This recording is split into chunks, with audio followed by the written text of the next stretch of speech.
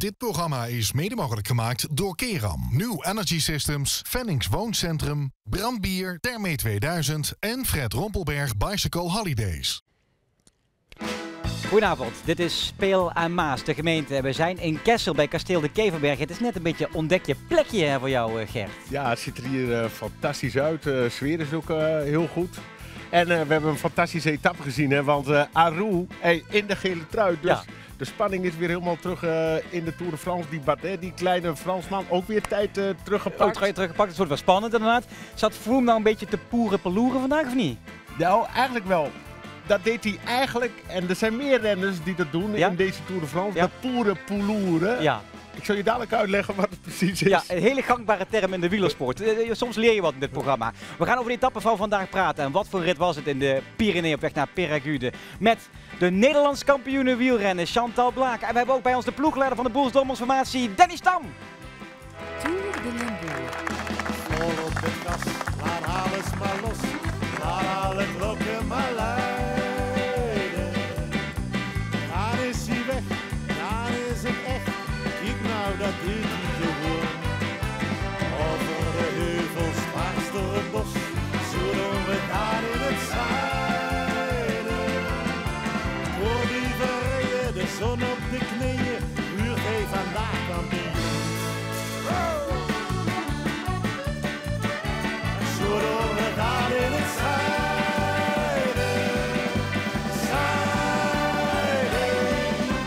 Voor die verreden, de zon op de knieën. Uur vandaag kampioen.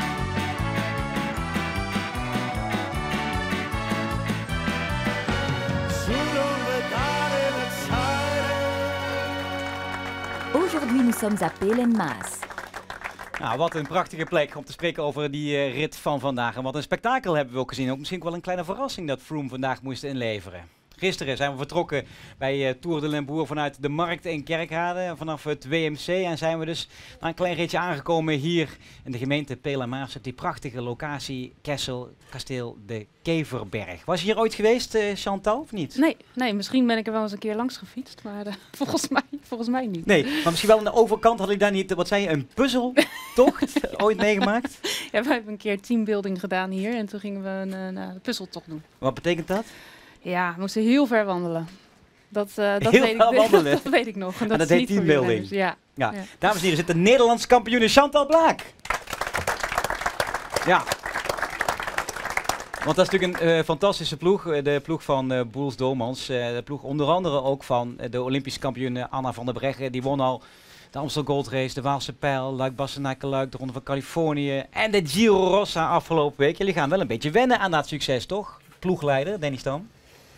Nou ja, succes. Beetje saai, hè? Jullie zijn eigenlijk de Sky van het vrouwenwielrennen. Ja, saai. Wat is saai? Ik bedoel, als Valverde 3 keer op een rij wint, dan is het niet saai. Maar als Van der Breggen wint, dan noemen we het saai. Ja. Dus ja, ik bedoel, succes wint nooit. En ik denk dat het... Van der Breggen is gewoon een hele goede wielrenster. Maar zeker in de ploeg waar ze nu terecht is gekomen, bij Boels Dormans, denk ik dat ze ook zo ondersteund wordt. Dat het een beetje een veelvraat wordt op het moment. Ja, absoluut. Daar zijn wij heel blij mee als ploegzijnde. Poeren? Dat doen wij niet vaak aan. Nee? Wij rijden gewoon. Je bent niet zo van poeren? Nee, Gert, wij houden niet van poeren. Wij knallen er gewoon in, of niet? Ja, je weet wel wat het is dan, toch? Of niet? Ja, wij wachten niet af. Wij knallen er gewoon in. Het is... Ja, jij begon er vandaag over, Gert. Op Twitter zagen we in één keer voorbij komen op weg hier naartoe. Hij zei, mensen, ik ga even een term erin gooien. Wie het weet mag het zeggen, poeren. Ja, en de reacties waren wel enorm, maar ik heb goede antwoord nog niet gehoord. Dus ik ga dat morgen hier het is een cliffhanger dit. Ja, nee, echt, omdat en de mensen die moeten rekening houden met het woord poeren en met het woord loeren. En dat stukje poe ertussenin. En dan denk ik in de huiskamer... Doe jullie best. En jij ook meedoen morgen, hè? Dat je mij wel weet te vertellen. Ja, maar jij schuift er iets iedere keer op, winnen of niet? Ja, tuurlijk hangen wij er ook een hele mooie prijs aan. Die ga ik ook nog bedenken. Dus we doen natuurlijk niet mee voor niks. Het is een mooi fietsje. Ja, dat past. Ja, we hebben er zo eentje liggen. Geen enkel probleem. De rit van vandaag. Volg je trouwens wel? Hebben jullie überhaupt tijd om het te volgen, Chantal? Nou ja, de eerste dagen hebben we het niet gevolgd. Want je zat natuurlijk zelf in de Giro. Ja, de Tour startte 1 dag later dan de Giro. Ja. Nou, toevallig heb ik gisteren voor het eerst echt gekeken, de finale. Nou, alleen de laatste 20 kilometer, dus. Ja. Nee, maar als je vandaag natuurlijk nog een stuk van de finale gezien. Ja. Spreekt je aan en ben je er überhaupt dan, als je tijd hebt, met mannenwielrennen bezig als het op tv is of niet? Ja, zeker. Ja, als ik tijd heb, dan kijk ik altijd wel. Ja. Jij?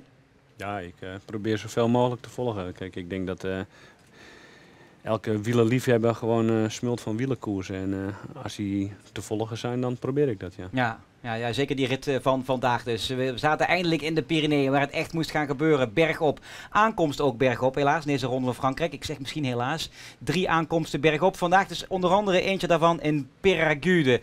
Prachtige plek. En het was me toch een partijtje stijl daar vlak aan het einde. Het moest de dag worden dus van de klassementsmannen. Geen ontkomen aan. Vandaag tijdwinst boeken op je concurrenten. Voor Froome, voor Contador, voor Quintana mocht hij nog iets willen. Of ook wel voor Aru en Bardet. De outsiders die misschien ineens na vandaag tot de favorieten moeten worden gerekend. Hoe dat verliep vandaag, die Pyreneeënrit, hoort hij van Frank Monen. Dit is het relief van deze zware Pyreneeënrit.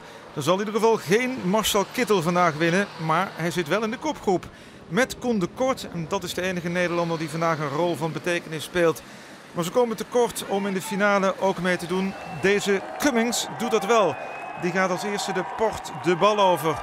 Dan moet hij nog 2 beklimmingen en dit is een van de achtervolgers, Gauthier. Die mist daar de bocht. En wat gebeurt er in het groepje met favorieten? Daar gaat het ook mis voor Froome. Die hangt daar tussen de campers met Aru. Allebei de bocht gemist en dit is het moment om aan te vallen voorin. Daar zouden Bardet, Uran en Landa bijvoorbeeld van moeten profiteren. Daar gaat het mis inderdaad. De 2 rijden gewoon tussen die campers door. Maken een stuurfout, maar even later zitten ze toch weer in dat groepje. Want er wordt niet aangevallen, vreemd maar waar. Cummings, dat is dan de man die het niet gaat redden. Die wordt achterhaald door het groepje met alle favorieten. Quintana op achterstand. En dan zitten we in de laatste 200 meter van die Col de Peyragudes. 16% klimmen en voor Froome is dat te veel. Hij raakt op achterstand, daarachter in beeld. De klassementsleider heeft het moeilijk. Vooraan Bardet, Uran en Aru. Dat zijn de mensen die het maken in deze etappe. Bardet is de man vooraan. Gaat hij de etappe dan winnen? Dat gaat de Fransman inderdaad doen.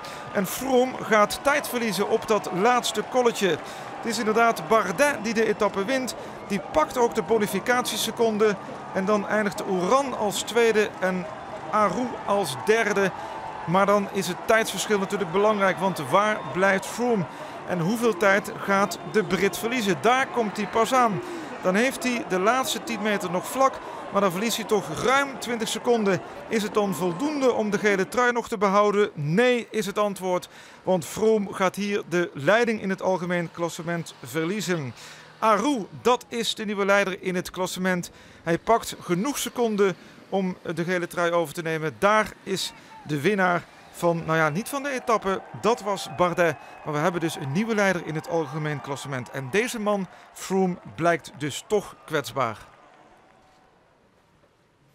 Fabio Aru dus de nieuwe leider, toch enigszins verrassend. En Bardet dus de man van de rit vandaag naar Peyragudes. Dat was verrassend wel, dat Froome hier vandaag zijn trui inlevert. Daar had eigenlijk heel weinig mensen rekening mee gehouden. Jij ook niet? Nee, ik zeker niet. Want zijn team rijdt fantastisch. En ik weet ook nog het moment te herinneren toen Wiggins in de gele trui reed op dezezelfde beklimming.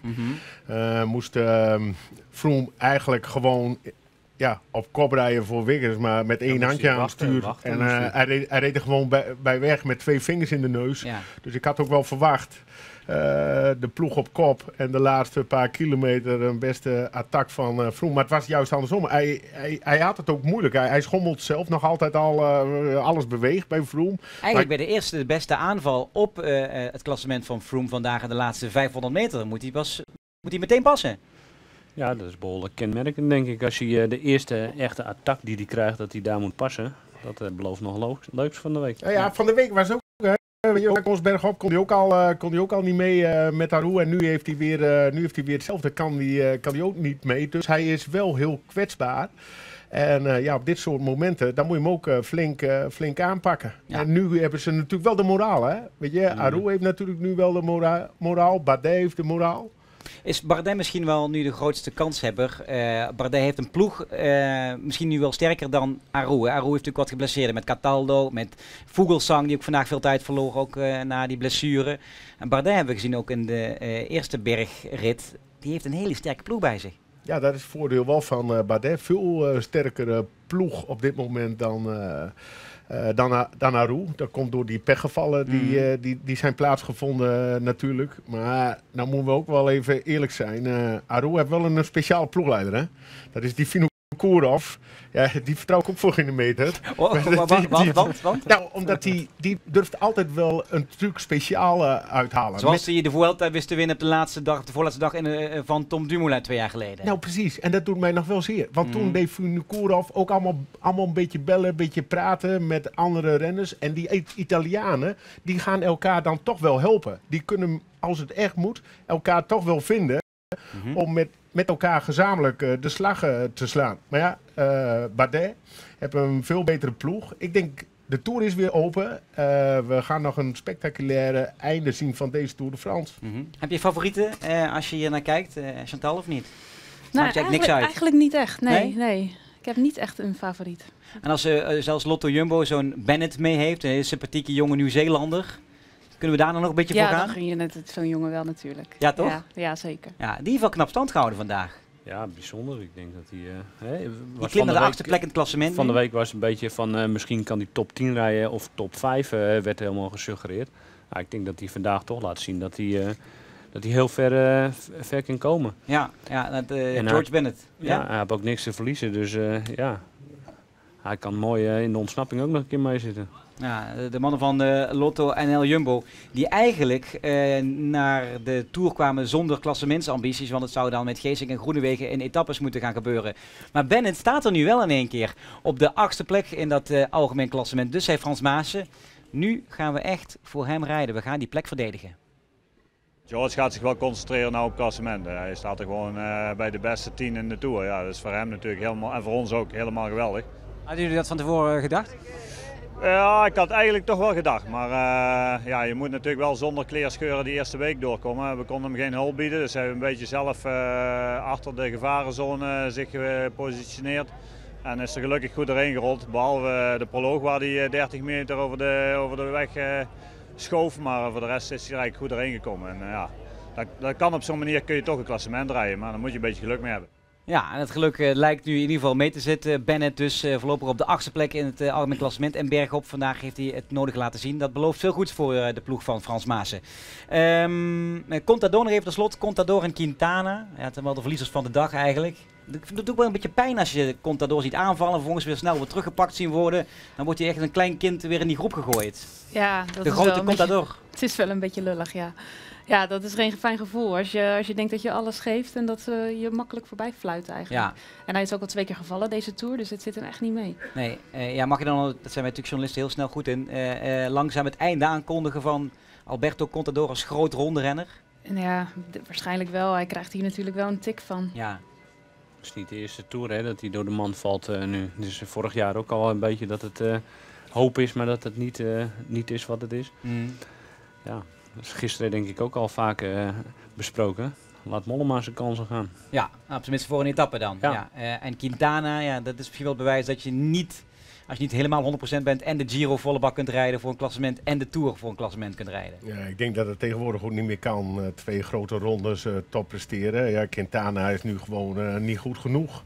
En die wordt er gewoon vanaf gereden. En Contador, ja, de scherpte, dat is er gewoon vanaf. Maar het is wel een mannetje hè, met een Spaans hart.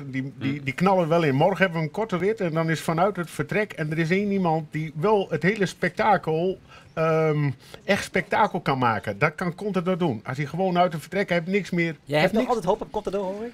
Ja, niet dat hij morgen de rit gaat winnen of zo. Maar hij kan wel een aantal mensen de koers bepalen. Maar hij kan ook een aantal renners doen verliezen. Ja. En morgen in zo'n korte rit heb je daar natuurlijk gewoon alle kansen voor. En als er één iemand dat kan, dan is hij dat. Ja, dat is morgen dus. Rit van iets meer dan 100 kilometer. Dan gaan we opnieuw de bergen in de Pyreneeën. We gaan het hebben over het vrouwenwielrennen. Over de Ronde van Frankrijk in het vrouwen. Is het eigenlijk de Giro Rosa. de grootste vrouwelijke etappekoers. De mooiste koers, meerdaagse om te winnen. En die ging dit jaar naar deze ploeg, de ploeg van Boels Dolmans. Importante. Qui Amanda Spratt che lancia la volata, ma esce proprio Megan Garnier, la vincitrice del Giro 2016, che esulta insieme alla maglia rosa di Anna van der Breggen. Anna van der Breggen, die nu ongetwijfeld ook nog een grote huldiging gaat krijgen in Hasselt in Overijssel, of niet, Danny? Ja, ik denk, ik denk dat ze daar wel even tijd aan besteden, ja. Hasselt kennende is wel een... gek huis. Gek huis, ja. Nee, maar er wordt ook vaak wel gezegd van ja, moet je dat met elkaar vergelijken? Het is vaak zo'n hele lelijke vergelijking ook. Moet je de zege van Tom vergelijken met die van Anna? En moet je het überhaupt willen? Hoe kijk jij daarna als je die discussie hoort? Het is gewoon echt een hele lastige discussie. Ik denk dat het niet met elkaar te vergelijken is. Maar wij doen er hetzelfde voor. Wij zien ook 10 dagen af. En wat dat gaat, is dat wel hetzelfde. Ja. En Anna doet er net zoveel voor als Tom. En ja, het is alleen een Giro voor de mannen is veel langer. En langere etappes. Ja, wat dat gaat, is het niet te vergelijken natuurlijk. Nee, maar linksom, rechtsom, het is het grootste evenement voor vrouwen om te winnen, meerdaagse wedstrijd. Hoe is het met jou? Je hebt daar gereden. Ben je dan hersteld nu helemaal daarvan? Want het waren 10 slopende dagen. We zagen een klimtijdrit, daar zet je u tegen.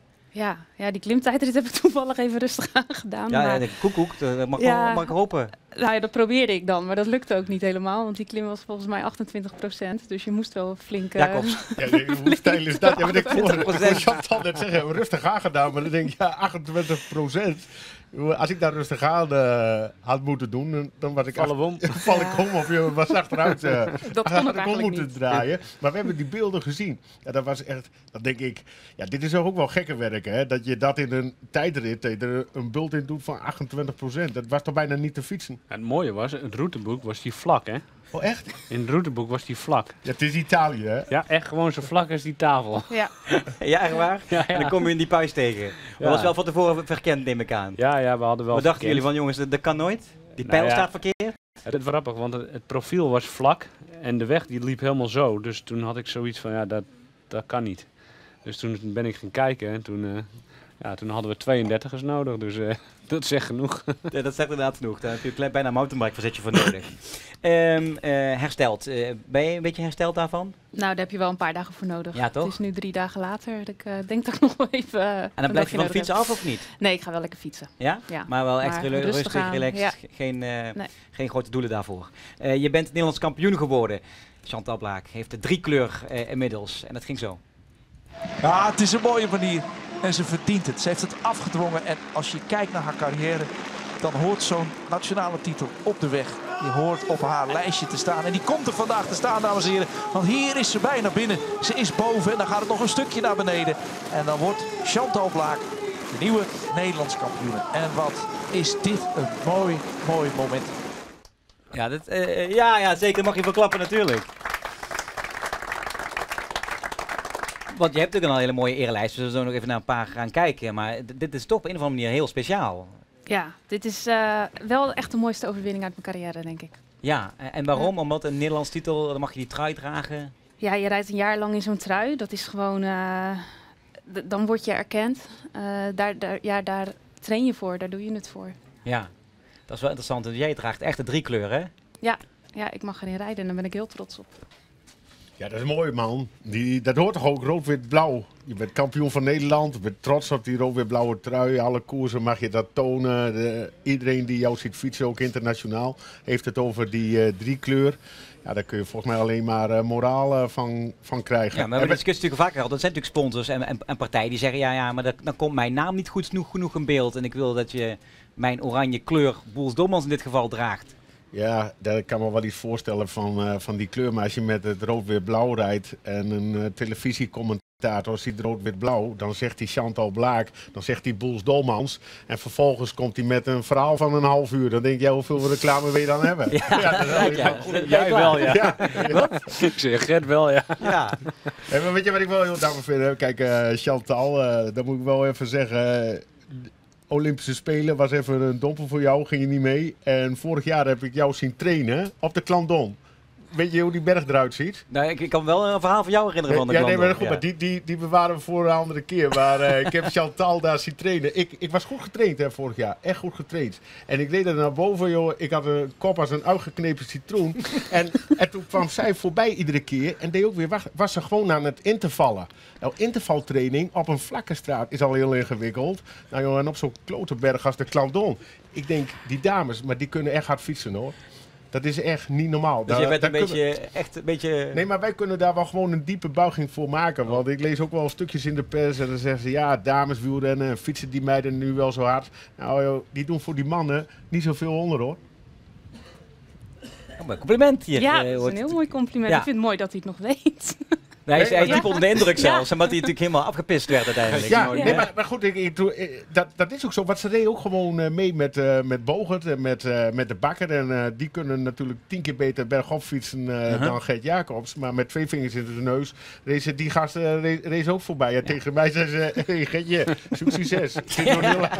Je bent er bijna. Ja, maar ik neem mijn afslag van 200. Ja, maar dat zegt ook wel iets over de ontwikkeling van de vrouwenwielersport. Die een enorme vlucht heeft genomen, mede ook door de inspanningen van jullie ploeg en de sponsors van jullie ploeg.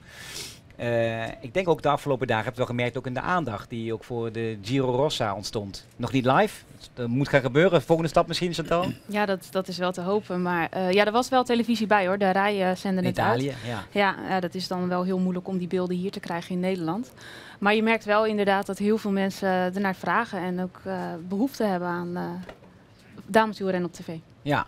En dat je misschien ook makkelijker herkend wordt. Dat meer mensen jou kennen inmiddels. Ja, we doen het... Zeker met rood-wit-blauw. Ja, zeker met rood-wit-blauw. Ja. Nog een argument dat over jullie nooit moet veranderen. Maar dat is een persoonlijke mening. Jouw carrière. Vorig jaar zagen we in één keer ook fantastische uitslagen. Zoals bijvoorbeeld in de Ronde van Drenthe was toen een World Tour wedstrijd. En even later was het ook geen verrassing. Want toen zagen we Chantal geweldig rijden in Gent-Wevelgem.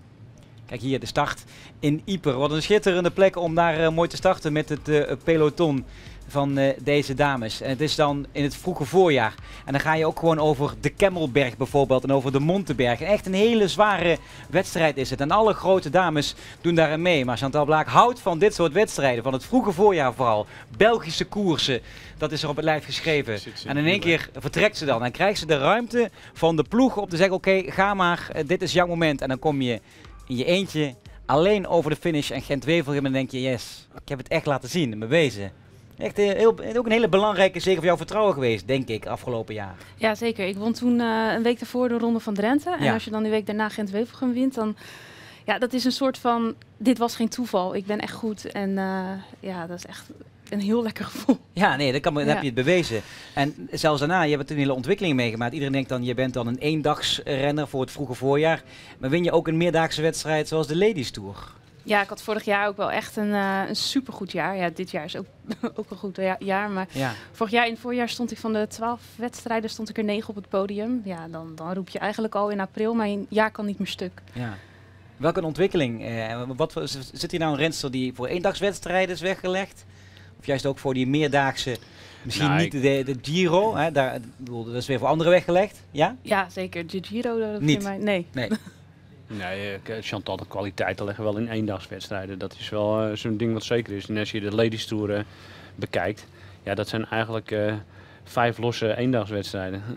Dat is een beetje net als de mannen Ladies Tour of mannen Tour. Is ook echt elke dag een losse klassieker. En ik denk dat Chantal de kracht is. En die moet zich vooral blijven richten op Ronde van Vlaanderen, Drenthe, Gent-Wevelgem en dat soort wedstrijden. Ja. Maar ik denk vrouwen zoals Chantal, of zoals Anna of zoals Annemiek, die afgelopen week natuurlijk echt uitblonken. En jij in het voorjaar vooral. Moet ook wel een voorbeeld zijn voor jonge meisjes om te gaan fietsen. Zoals dat vroeger bij de hockeyploeg was en alle jonge meisjes nu gaan hockeyen. Jij bent begonnen op de fiets toen je 11 was? Ja, toen ik 11 was. Ik deed mee aan de dikke bandenrace. Ja, zo begint het hè? Eigenlijk heel toevallig. Ja, en ik won een jaar lidmaatschap bij een wielervereniging. En mijn ouders die dachten, nou ja, ga het dan maar een keer proberen. En ik ben nooit meer gestopt. Ja. Dus zo kan het ook. En zo kan het ook inderdaad. Want het is niet namelijk direct een sport waar de meisjes snel zeggen, ik ga ook fietsen. Nee. Überhaupt is wielrennen natuurlijk niet een sport waar mensen zeggen, ik ga meteen bij de vereniging. Dat is veel minder dan in het voetbal of in hockeysport. Ja, het komt meer bij de papa's en mama's vandaan eigenlijk in het wielrennen. Het is meestal families met een wielerhart, die zetten ook de kinderen op de fiets. Ja. Maar misschien gaat het veranderen in de toekomst. Ja, laten we het hopen. Hoe oud was jij? Ja, ik zat in een wielerfamilie, dus ik was je bent op de fiets gesteld. Ik ben gelijk op de fiets gezet. Kon je eerder fietsen dan lopen? Waarschijnlijk wel, ja. Ja. Ja. Kijk, als je, wat Chantal zegt, als je wielerfamilie hebt, dan gaat het heel vaak die weg op. Ja, en het is mooi als iemand zoals Chantal een dikke bandenrace wint en dan zo erin komt. Maar je ziet nu ook gewoon steeds meer, ook in het dameswielrennen, je hebt steeds meer groepjes die gewoon wat dames is. Weet je ziet gewoon groepen dames fietsen. Ja. En ja, dat wordt steeds meer en meer. En ik denk dat het toch komt doordat dameswielrennen zo goed in de lift zit. Ja, absoluut.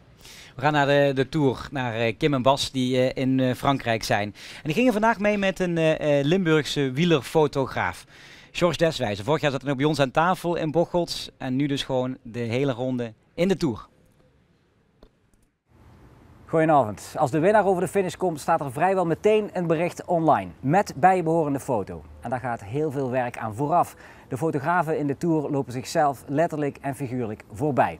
Dat geldt ook voor de 37-jarige George Deswijzer uit Bocholt. Ik mocht hem een dagje volgen. Gewapend met 2 fotocamera's meldt George zich bij de start, tussen de bussen, om de eerste foto's van de dag te maken. En dan als een gek naar de auto om de foto's te bewerken. De concurrentie is zo hoog als je ziet hoeveel fotografen er zijn, hoeveel fotografen er alleen al in Nederland zijn. Het gaat om dat ene beeld. Chauffeur Stan rijdt, George werkt. Snel de auto langs de kant, want hier is het signaal sterk genoeg om de startfoto's te versturen.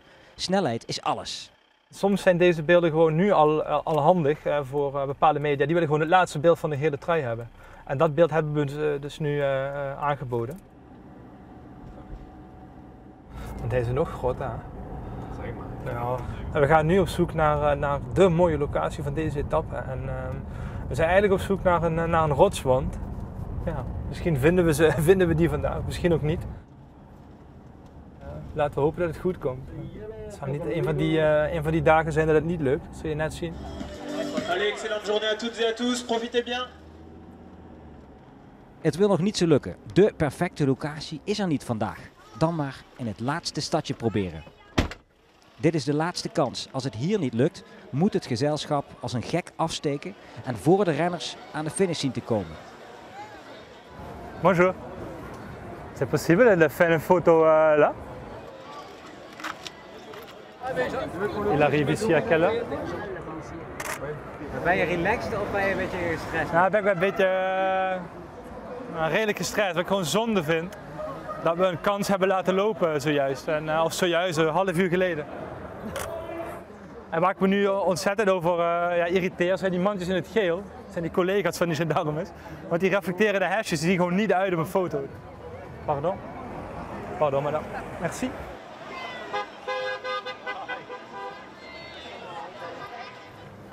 Bonjour, monsieur. Bonjour. Je pense c'est fermé, hein? Oui, c'est fermé. Oui, c'est fermé. Photographe Tour de France. C'est possible que je fasse une photo devant? Et la directrice... Voilà, okay. Maar niks gevonden, joh. Wat gaan we doen? Nou, we gaan naar de finish, want dit is gewoon niet mooi genoeg. Stan, we gaan naar de finish. Kom maar. Start de auto maar, ja, we gaan de route op.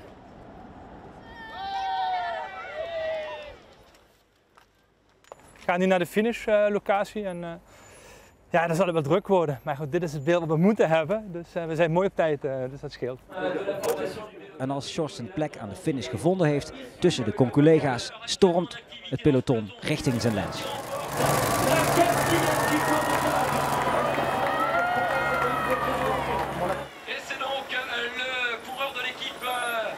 We hebben een mooi avontuur beleefd weer in de Tour en ja, we kunnen tevreden zijn.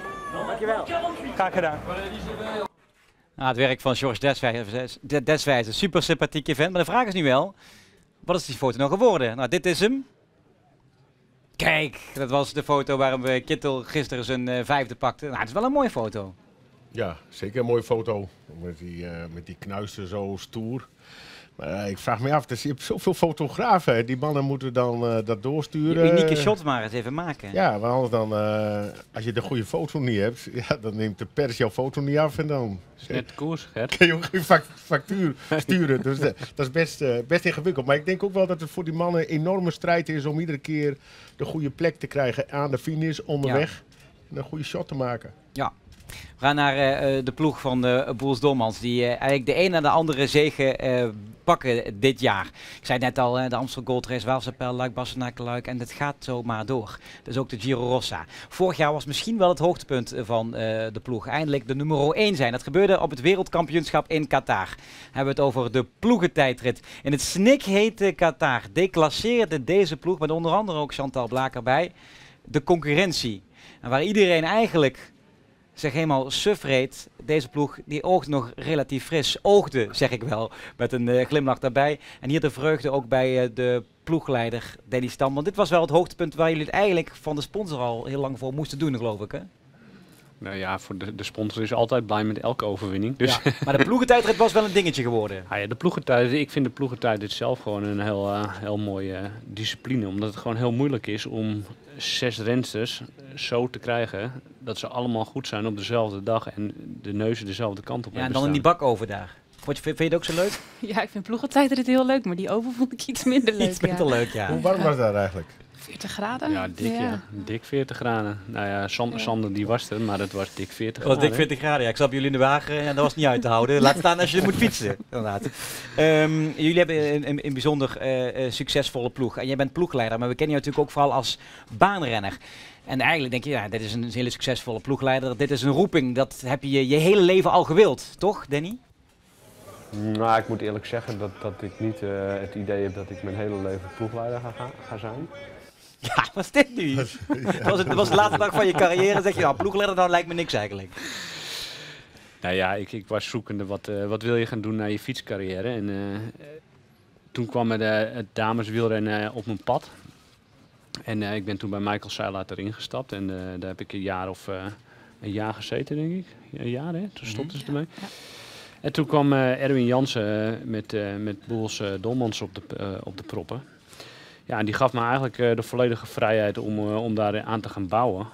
Ja, en ja, je hebt het al zelf net gezegd van hoe de ontwikkeling in het dameswielrennen is. Dat is echt fantastisch om te zien. En ja, ik moet zeggen dat ik daar echt wel heel veel plezier in gevonden heb. Ja, ja, en specifiek dan het vrouwenwielrennen. Als dan morgen een grote mannenploeg komt, zeg jij, nee, maar ik ben op mijn plek hier?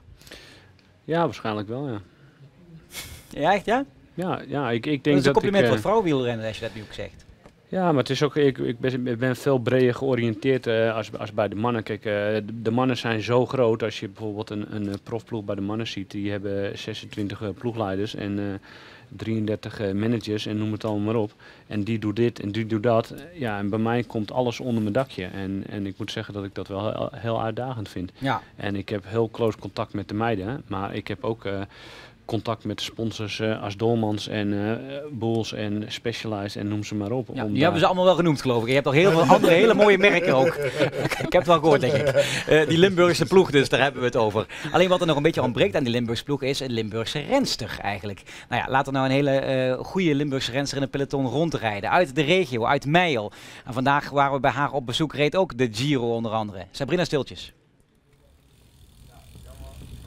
Sabrina is weer terug in haar geboorteplaats Meijel, waar ze vandaag een uurtje lang rijdt. Meer niet, want ze komt nog bij van de Giro, die afgelopen zondag finishte. En dat herstellen duurt bij haar nu wat langer. Zeker omdat ze er een jaar uit was vanwege een knieblessure. Ja, dit seizoen zie ik vooral als terugkomjaar. En ik heb wel behoorlijk wat wedstrijden gereden. En ik merk dat ik eigenlijk elke wedstrijd wel een stapje erbij zet. Stultjens moet even lachen omdat het motorbootje tijdens het interview al voor de 3e keer passeert. Het duurt nog wel even dus voordat ze haar oude niveau weer te pakken heeft. Toch zat ze in de 7e etappe in de kopgroep in de Giro Rossa. Al baalt ze er een beetje van dat het vrouwenwielrennen nog steeds weinig aandacht krijgt.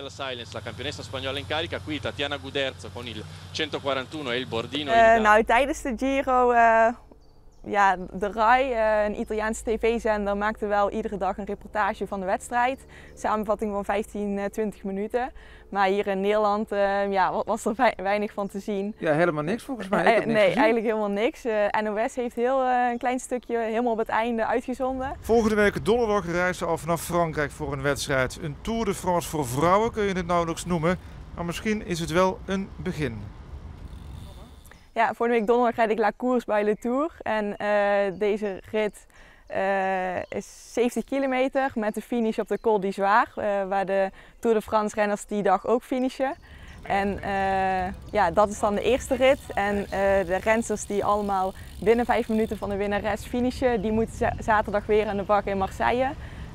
En dat is ongeveer 20 kilometer, een soort van handicap race in de tijd hoe ze donderdag finishen. Daar moeten ze dan op starten. Dus je bent eigenlijk een beetje het voorprogramma? Ja, dat klopt. Ja, Sabrina Stultjens dus uit Mijl, volgende week in La Course op de Izoire. Ai, over zwaar gesproken. We gaan het hebben over het mooie plekje. We zijn hier dus bij de Keverberg in Peel en Maas en Kessel. Ook al zo'n mooi stukje, maar wij vragen ons af, waar is de bidon vandaag terechtgekomen? Et maintenant, où est le bidon? Ja, dit is de opgave voor vandaag. Weet u waar de bidon staat? Dan in Limburg laat het ons weten via de Facebookpagina van L1. En onder alle winnaars zullen wij dan dit mooie Tour de Limbourg tenue verloten. En gisteren was dit de opgave. En dit was dan moet ik zelf gaan zoeken. Ja, dat is natuurlijk de Gulperberg. En de winnares is geworden Patricia Bremen uit Borne in Overijssel. En wat mooi is, dit is niet de Gulpenerberg. Je moet zeggen de Gulperberg. Wist je dat? Nee. Nee, zo leren we wat. En uit alle winnaars zullen we aan het einde van Tour de Limbourg volgende week zondag dan die prachtige fiets verloten. Kijk eens wat een mooi plaatje bij dat kasteel, joh. We zijn er bijna doorheen. Maar niet, voordat we het spel gaan spelen met onze 2 kandidaten, dan ga ik u vertellen waar we morgen dan naartoe gaan met de Ronde van Frankrijk. Want morgen zitten we natuurlijk in de Pyreneeën. Over die korte rit van Saint-Girons naar Foix gaan we. Een ultra korte rit zelf. Van 101 kilometer met 3 bergen erin. Dat dan weer wel. Spektakel lijkt verzekerd. En wij zullen dan afreizen. Hier vanuit Kessel. En we gaan dan naar Sportlandgoed De Hamen. Met oud-international voetbal Erik Meijer. En oud-wielrenner Erik Dekker. Maar eerst, ze zijn er klaar voor dit spel. Et maintenant, le jeu de Der du Bol. Ja, ben ik klaar voor? Laat ik hem nou vallen, hè? Ben je een beetje handig daarin, Chantal? Nee, helemaal niet zelfs. Niet te hard. Een kaats, ja. Hij laat er ook niet winnen, hè? Hij laat er ook niet winnen, hè? Dennis Dam wint deze aflevering hier vanuit Kessel. Morgen zijn we er weer. Dan vanuit Beek. À demain. Tot morgen.